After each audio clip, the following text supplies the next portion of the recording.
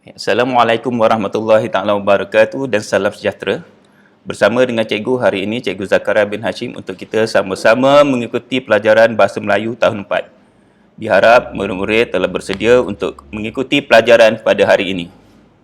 Seperti biasa, sebelum kita memulakan pelajaran, bagi yang Muslim, kita mulakan dengan doa penerang hati dan bacaan Ummul Kitab Al-Fatihah. Alhamdulillah, mudah-mudahan pelajaran kita pada hari ini akan berjalan dengan lancar dan murid-murid akan dapat mencapai objektif yang telah ditetapkan.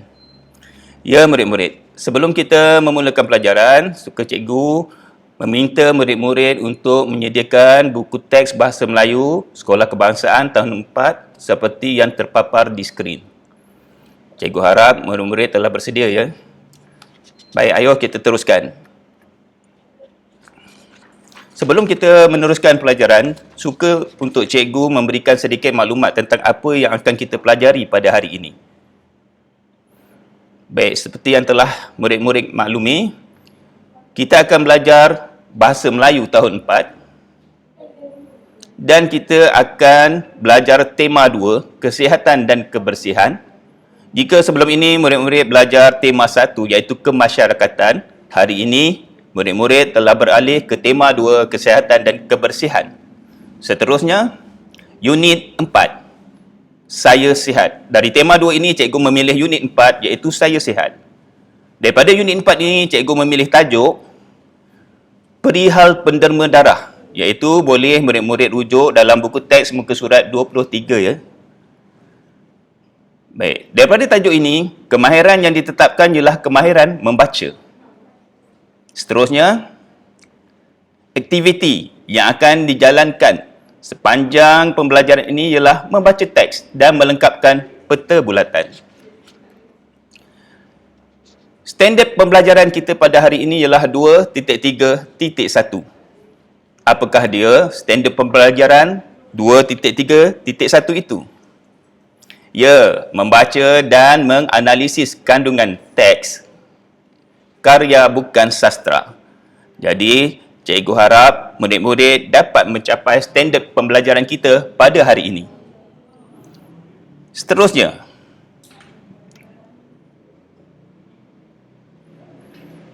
apakah objektif pembelajaran kita pada hari ini, murid-murid? Ya, pada akhir pengajaran dan pembelajaran, murid akan dapat membaca dan mengeluarkan maklumat daripada teks yang dibaca. Itu objektif yang cikgu harap murid-murid dapat capai pada hari ini. Jadi, apakah dia kriteria kejayaan untuk menentukan murid-murid dapat mencapai objektif? Jadi, pada akhir pengajaran dan pembelajaran ini, murid dapat menulis sekurang-kurangnya 3 maklumat ke dalam peta pemikiran daripada teks yang telah dibaca. Jadi, kalau murid-murid dapat mengeluarkan 3 maklumat ke dalam peta pemikiran setelah membaca buku teks, maka murid-murid dianggap telah berjaya mencapai objektif pada hari ini. Boleh kita teruskan murid-murid? Ya, santai saja. Jangan tertekan. Kita bergembira sambil belajar ya. Ya, kita teruskan. Ya, ini dia. Muka surat 23. Buku teks yang ada bersama murid-murid. Boleh murid-murid buka dan rujuk kerana pembelajaran kita pada hari ini berfokus kepada muka surat 23.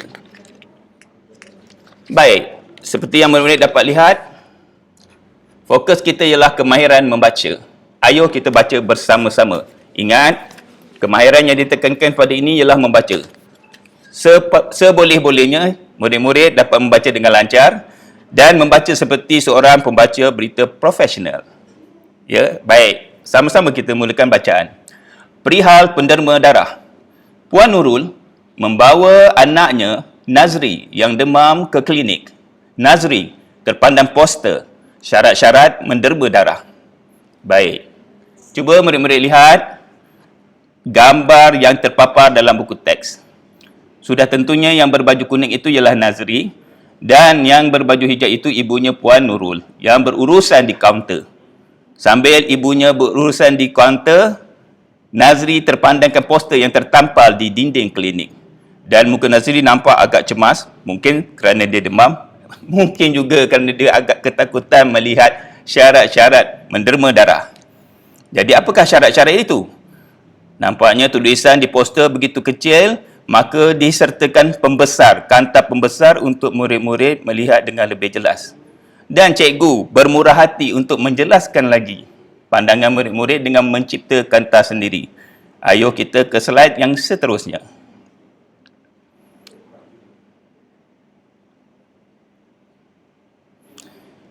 Ya, mari kita baca bersama-sama. Seorang penderma darah perlu memenuhi beberapa syarat sebelum dibenarkan menderma darah. Pertama, mereka perlu berumur antara 18 hingga 60 tahun. Selain itu, mereka juga perlu bebas daripada penyakit kronik. Dapat murid-murid mengikuti bacaan cikgu? Sekarang cikgu mahu murid-murid pula yang membacanya dengan begitu baik. Malah kalau boleh lebih baik daripada bacaan cikgu. Apa pula yang tertulis pada kanta yang kedua? Mari kita lihat bersama-sama. Ya, itu dia. Penderma darah juga perlu makan dan mendapat rehat secukupnya supaya tidak lemah semasa menderma darah. Mereka yang baru mengambil alkohol serta ubatan berjadual tidak dibenarkan menderma darah. Baik, jadi inilah dua perenggan yang terdapat dalam poster yang di dalamnya terdapat maklumat tentang syarat-syarat menderma darah. Dapat murid mengesannya? Setelah membaca, cikgu harap murid-murid dapat mengesan maklumat yang terdapat dalam poster itu tadi. Maklumat apa yang diperlukan? Iaitu maklumat syarat-syarat menderma darah. Ayuh kita ke slide seterusnya untuk kita mengeluarkan maklumat yang telah kita baca daripada buku teks tadi.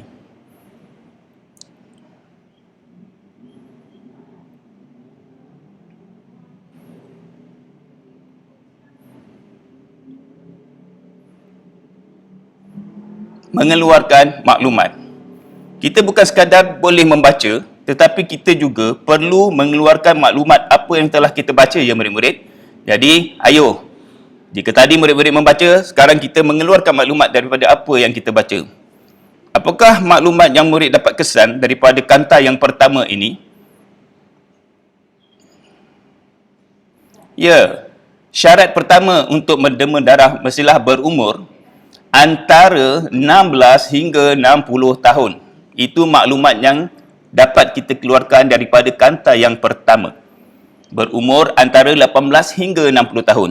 Jadi murid-murid sudah ke cukup syarat untuk menderma darah? Tentunya seusia murid-murid tidak lagi layak untuk menderma darah kerana umur minima ialah 18 tahun. Seterusnya, mereka juga perlu bebas daripada penyakit kronik. Jadi, syarat kedua untuk menderma darah ialah perlu bebas daripada penyakit kronik. Apa itu penyakit kronik? Penyakit kronik ialah penyakit yang berpanjangan dan menimbulkan ketidakselesaan kepada penghidap penyakit tersebut dan ia mendatangkan bahaya. Maka orang yang mempunyai penyakit kronik tidak dibenarkan untuk menderma darah. Jadi ada dua maklumat serta syarat yang dapat kita keluarkan daripada kanta yang pertama. Seterusnya, kita beralih ke kanta yang kedua. Baik, murid-murid telah pun membacanya tadi. Apakah syarat yang dapat murid-murid kesan daripada kanta kedua ini? Ya, murid-murid perlu makan sebelum menderma darah. Sesiapa yang ingin menderma darah, mereka perlu makan. Sekiranya tidak makan, tidak dibenarkan menderma darah. Seterusnya,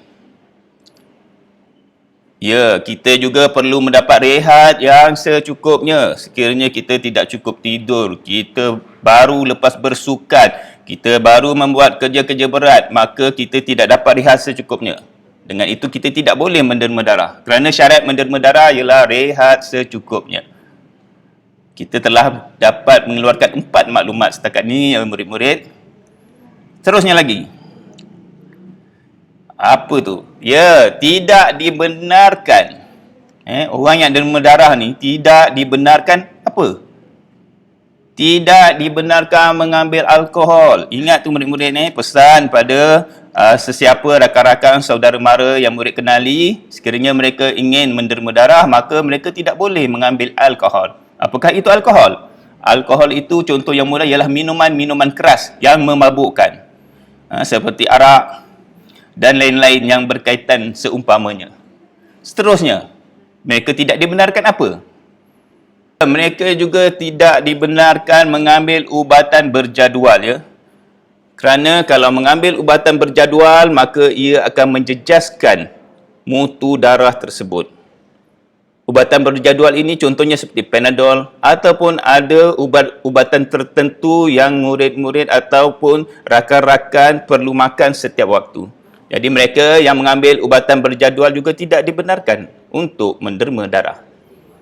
Tahniah murid-murid, sehingga setakat ini murid-murid telah berjaya mengeluarkan maklumat dengan baik sekali. Tetapi itu belum mencukupi untuk mencapai objektif kita pada hari ini dan belum menunjukkan kriteria kejayaan murid. Jadi untuk mencapai kriteria kejayaan kita, kita perlu memindahkan maklumat ke dalam peta bulatan.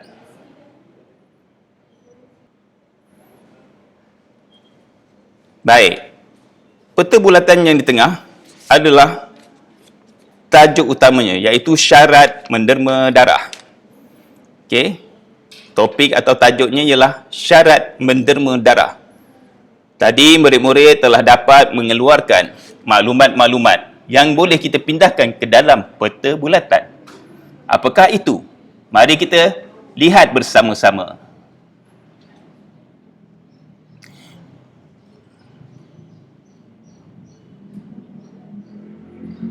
Baik. Maklumat pertama telah pun diberikan oleh buku teks kepada murid-murid, iaitu berumur antara 18 hingga 60 tahun. Ini adalah syarat untuk menderma darah. Tetapi, lagi 5 jawapan murid-murid perlu mencari sendiri. Tetapi, usah bimbang kerana murid-murid telah berjaya mengeluarkan maklumat itu tadi. Apakah ia? Ayuh, kita tengok apa dia syarat derma darah seterusnya.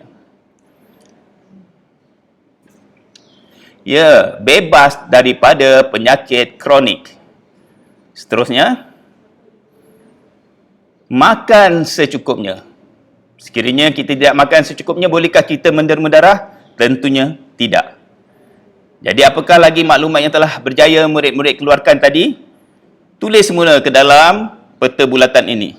Ya, kita perlu mendapat rehat yang secukupnya, ya murid-murid. Kerana rehat yang secukupnya akan menyebabkan murid-murid lebih berkeyakinan untuk menderma darah. Seterusnya murid-murid. Ya, bagus. Kita tidak boleh mengambil alkohol semasa hendak menderma darah kerana ini akan menjejaskan mutu darah tersebut dan berbahaya kepada murid-murid juga, ya, ataupun saudara mara serta rakan-rakan kita. Apalagi syarat yang diperlukan untuk menderma darah? Ayo kita isi ke dalam peta bulatan ini. Ya, kita juga tidak dibenarkan mengambil ubatan berjadual semasa hendak menderma darah. Bagi mereka yang mengambil ubatan, jika hendak menderma darah, maka ini adalah dilarang, ya, kerana berbahaya. Jadi lengkapkah jadual kita pada hari ini? Belum lagi murid-murid. Peta bulatan ini belum lengkap kerana sumber. Daripada mana sumber yang murid-murid dapat ini perlu dituliskan. Kita teruskan lagi. Baik, itu dia.